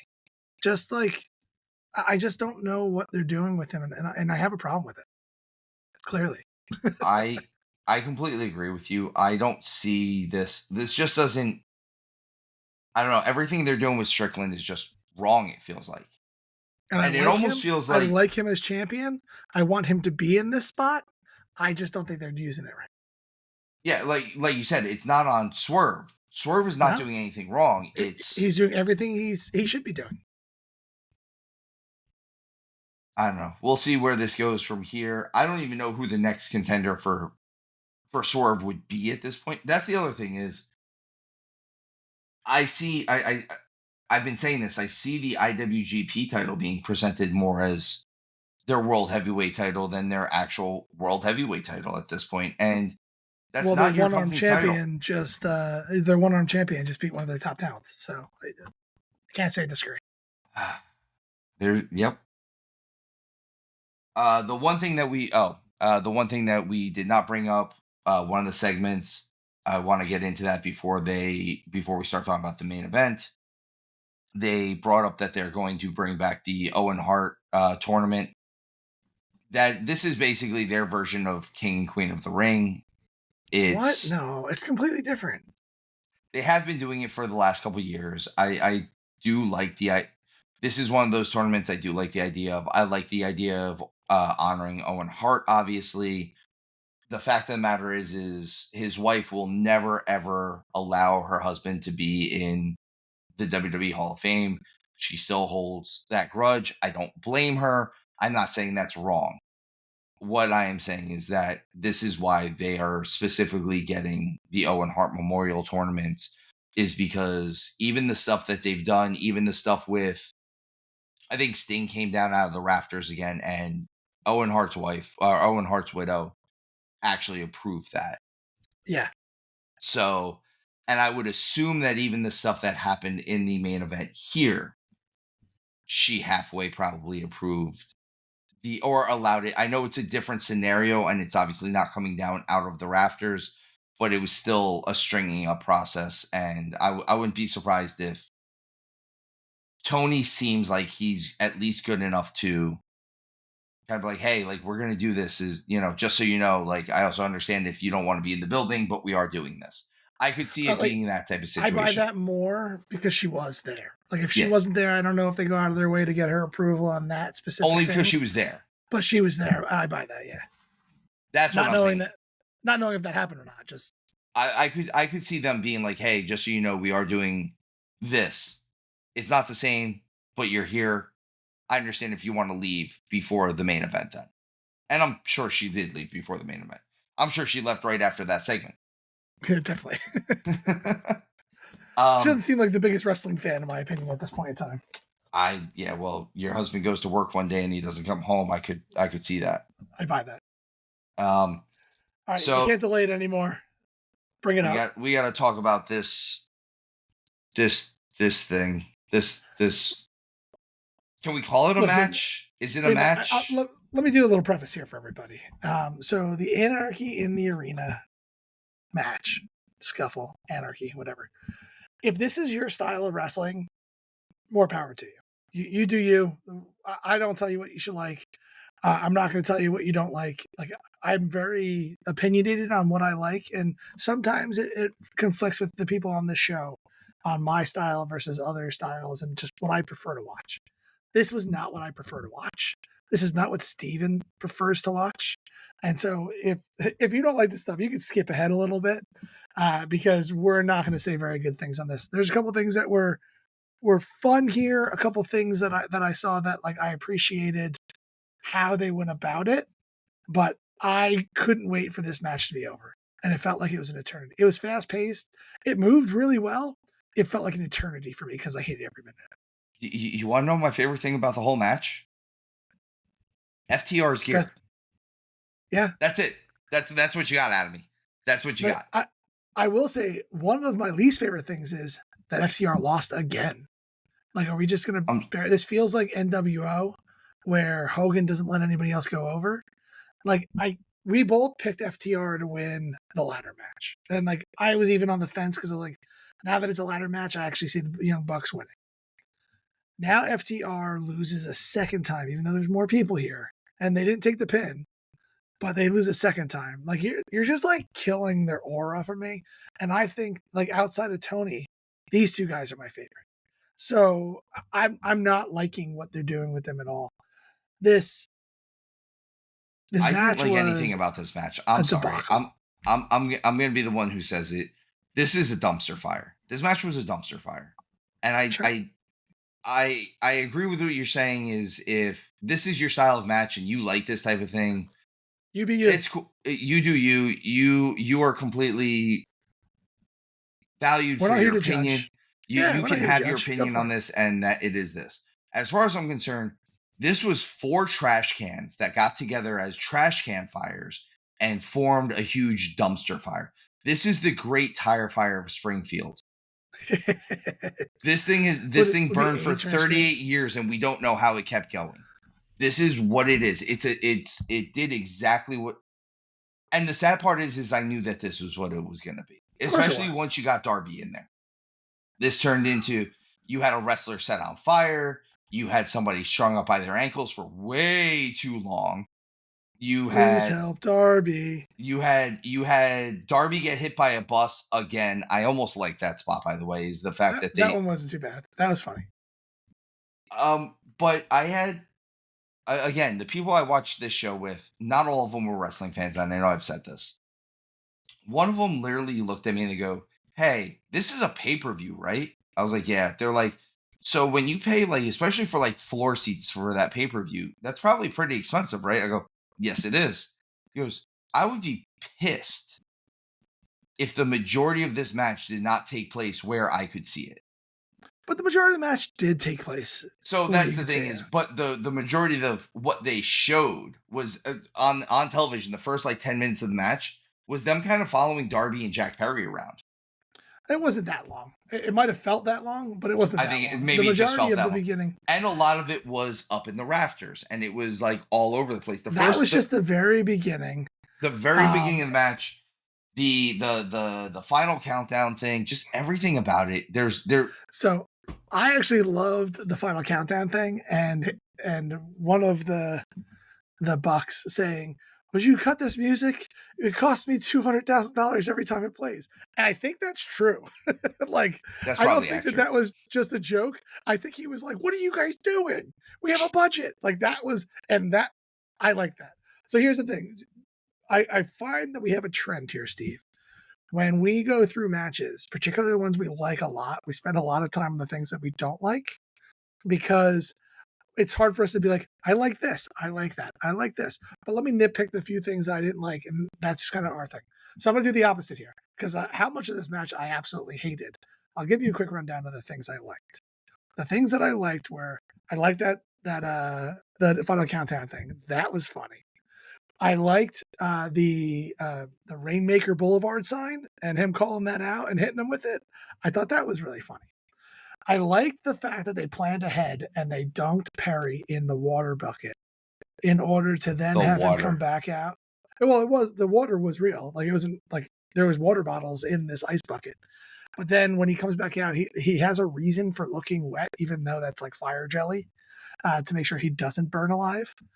And so like that was I liked the attention to detail there rather than him just coming out looking like that. I liked the bus spot. It was completely unbelievable that Darby was in that pile. No matter how many times Taz said, uh, "Was he in the pile? No one saw him in the pile. No one saw him come out of the pile. He was definitely in the pile." Like that wasn't. Oh, come on, he wasn't. The I liked, and I know you said they've done this before. I liked uh, the thumbtacks on. I like the use of thumbtacks in this one. I like the thumbtacks on Darby's mask because he was clearly covering his nose, and he had the thumbtacks. Like every time someone hit him in the mask, they're hitting thumbtacks. I thought that was creative. I liked the thumbtacks on the bottom of the pumps, the Reebok pumps, because not only were they went on sale on Monday, I think, and they were kind of showing the product placement. They did the double super kick. Darby looks horrendous after taking that double super kick. Like those were real thumbtacks. Yes, And I liked for the first time the Rainmaker actually looked okay because because he he had the sleeve and he hits him with it. I liked those things. Um, outside of that, everything else was just a giant dumpster fire. dumpster Like fire. I give credit where it's due. I don't know why you needed to bring Tony back out. Like he didn't really add anything to it. Just giving you a reason, I guess, for Darby to have the flamethrower, but he already had it. So, not a big fan of somebody getting lit on fire. Cool, you like that stuff. That's cool. Actually, the Jack Perry getting lit on fire is one of the points that I said something made sense for in the match, because someone that I was watching was it's like, oh, they just happen to have fire extinguishers. I was like, that actually makes sense to me. Is that there were two fire extinguishers right next to the stage like that? That actually makes sense to me because that's where the pyrotechnics go off. So yes, you would have fire extinguishers right there. That And they part already set up the flamethrower, right? They did the flamethrower and the dynamite before this. exactly. So like it's Chekhov's gun, right? Once you see the flamethrower, when's he going to bring it back and actually use it? Like that's kind of what they're doing. And having those extra ones there made sense. You had all of those staff on hand to put him out so quickly. So that like having all those guys with the fire blankets Like, yeah, we knew this was coming or whatever. But we don't have to spend much more time on this match. I wasn't a fan of it. I'll never be a fan of this type of wrestling. I think it shortens wrestlers' careers and lives. I'm not a masochist, and I don't enjoy people bleeding like this. I get why it makes sense because you get kicked in the face with thumbtacks, you're gonna bleed. So like it hits that criteria of blood making sense, but you're putting together something that you have too much of it. And it over like I feel like they overdid it in the show. Anarchy in the arena, barbed wire steel cage match, FTW title match, 3 no rules bloody messes. Did anyone bleed during the FTW match? I don't remember. If not, I know recall. I said 3. Didn't Hook get caught in the back of the head or something like that, and he was bleeding? I think that might have so. just been an accident, though. Yeah, but it comes down to some of this stuff. I said this before we went on the air. There's too many. These guys are getting color too much, and it takes away from them doing it, because when you do it monthly or weekly like they do it, I can't. This was the first match I haven't seen Jon Moxley bleed in 2 years. And he wasn't bleeding? I feel like no, Moxley actually was not bleeding. It's because he worked his arm the whole time. Yeah, that's fair. And that's the thing, is when you do stuff, the mystique of blood in wrestling, having a blood feud means something. And when you do it every week or even every month, it's too much. Every show, every pay-per-view doesn't need to have a gimmick match also. And I get that they're trying to give you bang for your buck. I understand it's a $50 pay-per-view as opposed to like WWE, which is putting it out on Peacock for, $10 a month or whatever. I understand the difference there. They're trying to give you value at some point. But you don't need to keep doing this. And some of these gimmick matches that you're doing, kind of the gimmick sometimes could just be a number 1 contenders match. I want to get rid of the eliminator matches. When was the last time someone won an eliminator match? I don't remember one. And this was your opportunity to do it. But do you know what, people? If you think we're completely wrong, we'd love to hear from you. Like, tell us how wrong we are about this main event and why exactly. It was the best. Email us back. Anarchy, yeah, like. Message us on Facebook. All of our links are going to be in the description. I'd love to hear your guys' opinions on this stuff, because maybe we're just old. It could be that. Old get off my lawn. Back in my day, wrestling didn't have exploding chairs, which they did, but that's not. Maybe we are just curmudgeons. Yeah, and that's fine. I want to hear from you. I want you guys to tell us why we're wrong. Or why we're right. I actually love to hear why I'm right, so I'd rather you do that. But I'm giving you the invitation to tell us why Steve's wrong. He doesn't need help. I hate you so much.